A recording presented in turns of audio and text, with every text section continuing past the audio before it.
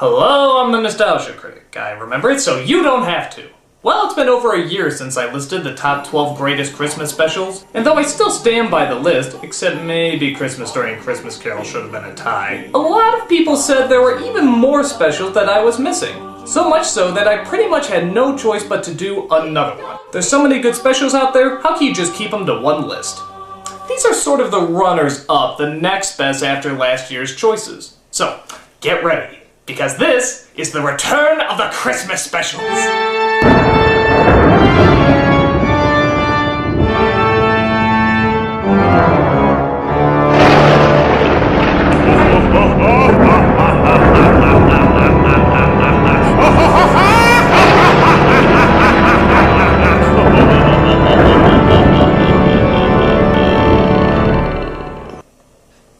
Jesus. So, let's take a look at our next top 11. Why top 11? Because I like to go one step beyond.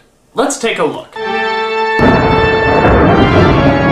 Number 11. The Star Wars Christmas Special. What? That's not a real special. It doesn't even exist. No human could be that idiotically cruel.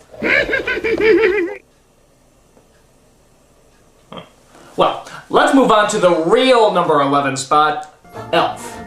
Now, I have to admit, I don't really see this as a good movie. While the premise is good, I feel the characters are boring, the jokes are kind of weak, and the story just gets a little too corny for me. So what propels it to being a Christmas classic? Will Ferrell. He is just hilarious. I love his energy, I love his innocence, and I just love his naivete. Congratulations! World's best cup of coffee. Great job, everybody. Hi. How can you not like him? He's just so delightfully annoying. Does someone need a hug? This was Will Ferrell's first starring role after he left SNL, and thankfully he completely saves the film. I guess it's just good luck that the first film you actually star in will be watched by millions every Christmas. Though let's hope he doesn't do any other Christmas movies. Yeah, that wouldn't work. What can I say except sometimes one really funny man can in fact make a really funny Christmas special. Call me Elf one more time. Call me Elf. You're an elf. Number 10. The Garfield Christmas Special. This is another one that when you look at it isn't really anything spectacular. It's kind of cheesy and the songs get really lame at times. You can never find an elf when you need one. In fact, I think it's the first special to ever have yodeling in a Christmas song. It's a good old-fashioned Christmas, you're a lady. But unlike Elf, there are actually two things that keep people coming back. One is Garfield, of course. I mean, he's just a lovable character. A pure cynic, but still very funny and very likable. And the other is the family. I just love these guys. If you ever grew up on a farm or knew anyone that grew up on a farm, then you know these people. You got the homebody mother, the quiet, no-nonsense father, the shy, sometimes very silly brother, and probably the coolest grandmother ever. Oh, Christmas tree, how lovely are thy branches. Whoop, whoop, bidoop, bidoop, bidoop. I mean, this grandma kicks ass. She should be at every Christmas get-together. I see you're putting on a little belly. Ah, you're getting soft, boy. Come on, hit me right here. Give me your best shot.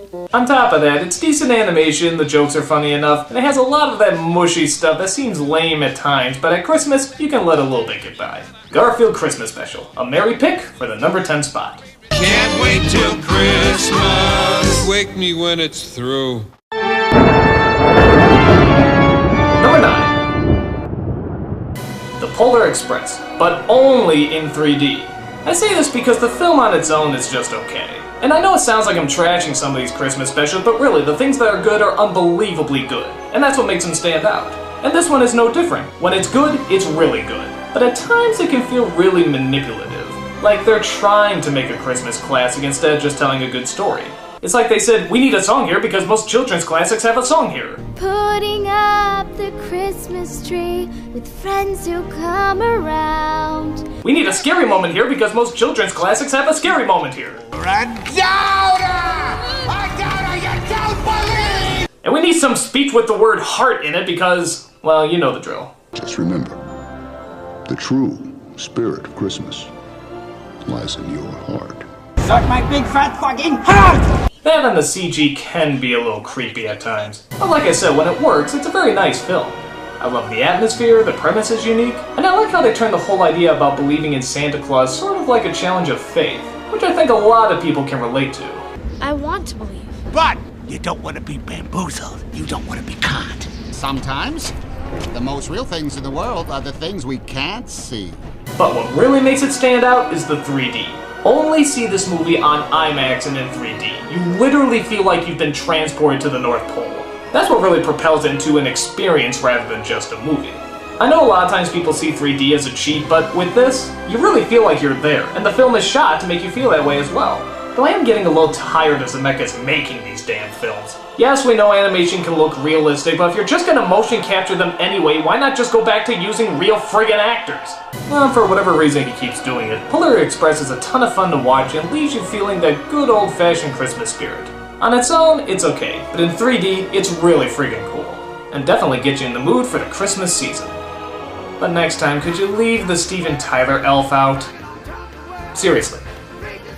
What the fuck?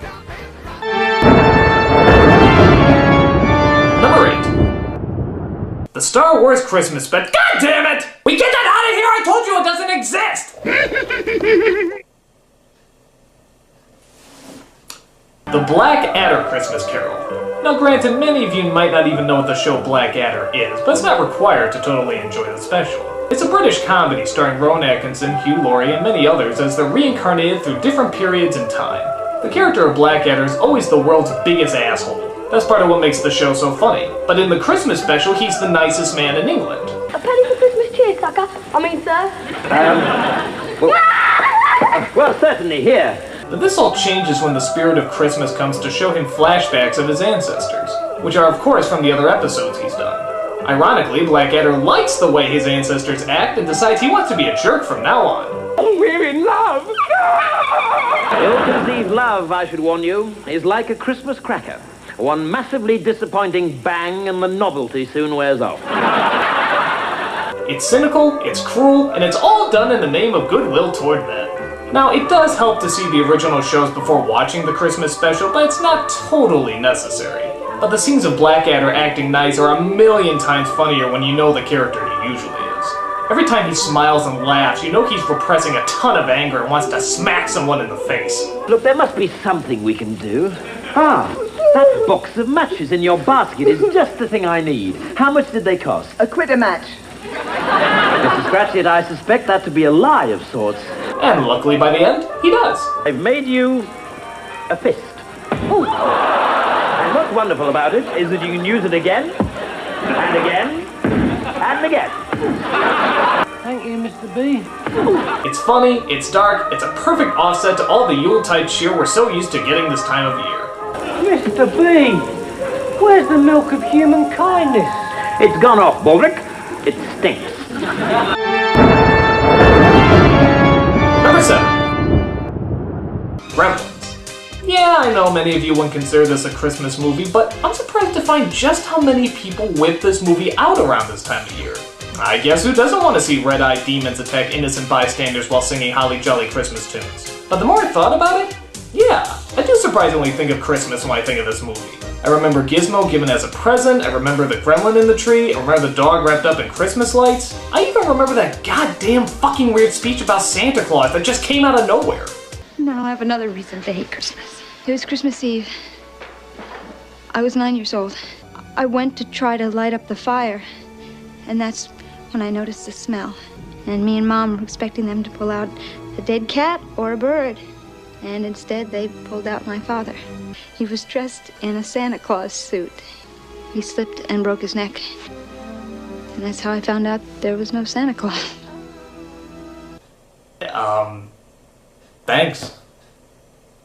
Oddly enough, in some deranged, sick way, this movie did manage to tie in a lot with Christmas. Weird, huh? I don't even know what else to say about it. To be honest, I'm a little disturbed that I connect such a joyous time of year with such hell-raising little maniacs. And the fact that a lot of other people do too. But hey, if everyone is watching it this time of year, at least I know I'm not the only one who's going crazy. And at least I can enjoy Christmas with all the other nutballs watching it with me.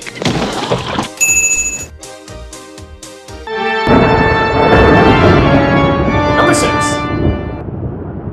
The Nativity.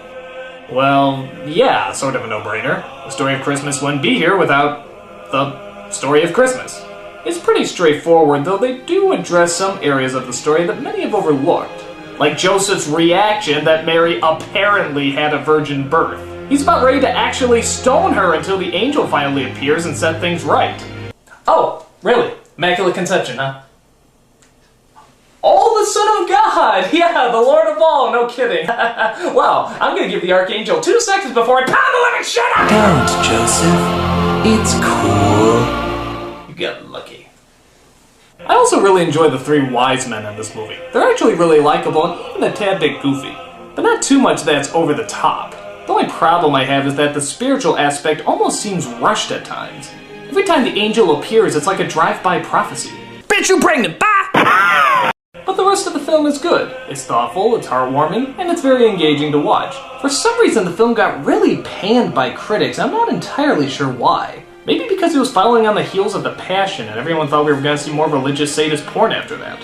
I don't know. But the film is good and seriously overlooked. In fact, I'm curious to see what else the director of this movie has directed recently. Well, trust me when I say this film is good. And if you haven't seen it yet, check it out this Christmas. I mean, it's Jesus' birthday for crying out loud. You'll own that.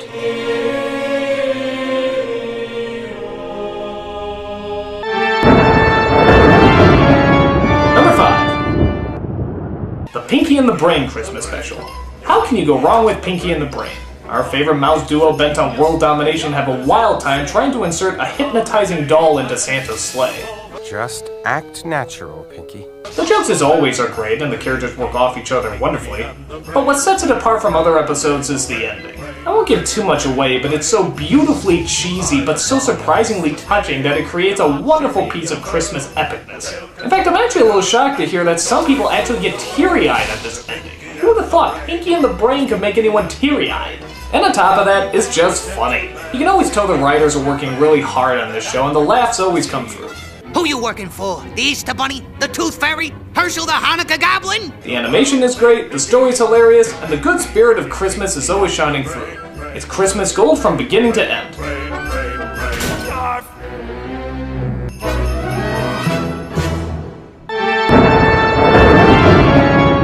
Number 4. All in the Family, The Draft Dodger. Often considered one of the great... Okay, what is that? Can you tell me what that is?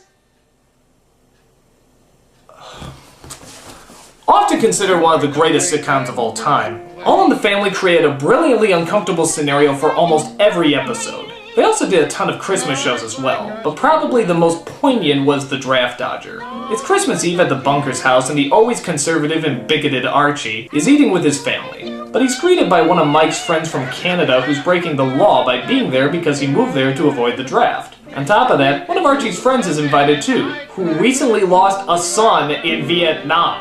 My God, the awkward machine is about to blow! Again, I don't really want to give anything away, so I won't say much more. But let's just say it's uncomfortable. I wrote to the president about it, Mr. Bunker. He just couldn't come up with as many reasons for killing people as I could for not killing them. I will also say that you can see why this show is often considered one of the best shows ever. Its writing is so direct and so uncompromising that you have no choice but to confront the issues they're talking about. As always though, they mix in just the right amount of comedy as well. Well, you think the whole people of this country can say whether or not they want to go to war? You couldn't get a decent war off the ground that way. It's funny, powerful, and leaves quite an impact. But hey, that's the show in a nutshell. And on Christmas, you can always expect something strong and meaningful every time.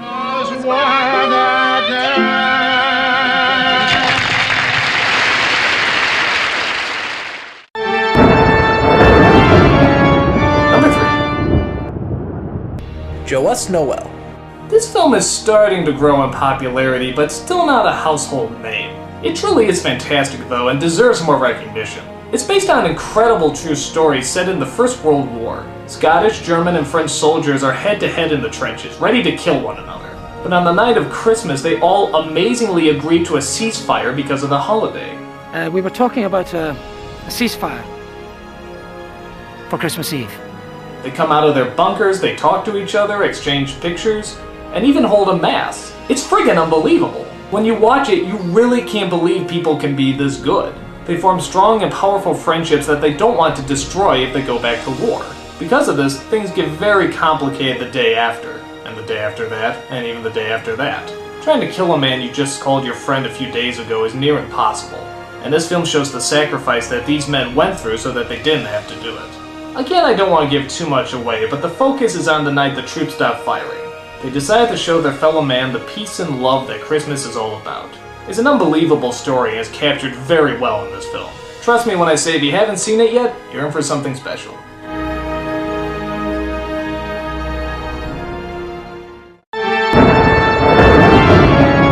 Number 2. The Snowman. Yeah, I heard a lot of you complaining on the last list that I forgot to put this in. Well, here it is in all its animated glory, and it truly is wonderful. It's hard to describe exactly what makes it so good. I think it's just the fact that it's a relatively simple story that somehow really seems to teleport you to another world. There's no sound and no dialogue, but that just makes it stand out even more. The look is very unique and really offers a warm, imaginative look at winter. The story you've heard before is pretty much the tale of Frosty the Snowman. The boy makes a snowman, he comes to life, he flies.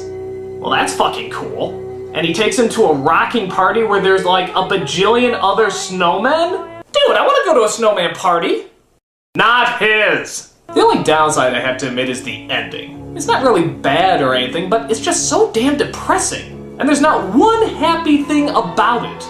Most children's classics have something uplifting at the end, but this film is just like, nope, life sucks, Merry Christmas. It pisses me off every time. How dare they show me the truth?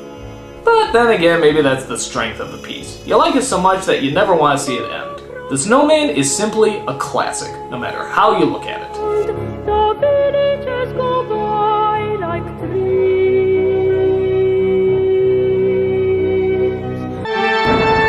And the number 1 next best Christmas special is Die Hard. It counts, it counts! It takes place at Christmas, therefore it's a friggin' Christmas movie. One of the best action movies of all time? How can you go wrong? It just kicks ass. Now for all of you saying, oh, it has nothing to do with the Christmas spirit. Fuck you, it's Die Hard. Oh, this doesn't talk about Santa, Jesus, or the joy of the holidays. Fuck you, it's Die Hard.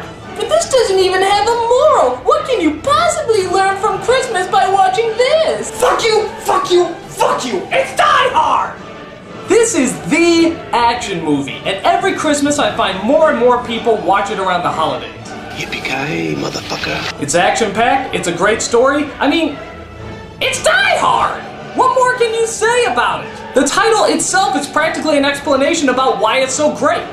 The movie even ends with the song Let It Snow. How many action movies end with Let It Snow? Let it snow, let it snow. Aside from Die Hard 2, but Die Hard is better.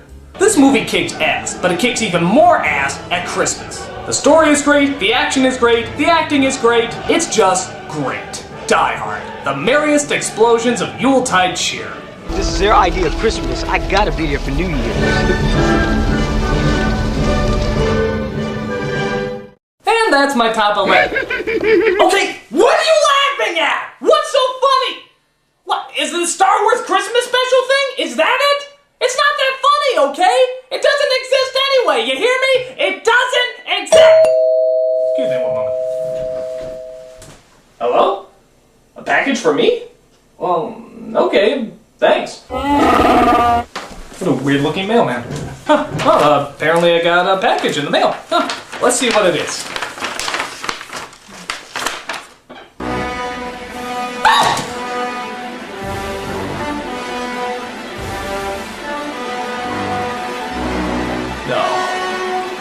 That's not true!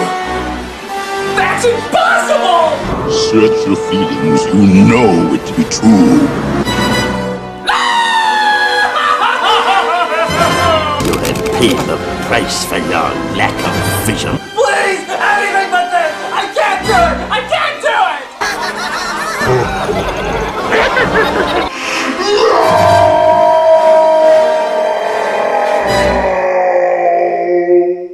We would be honored if you would join us.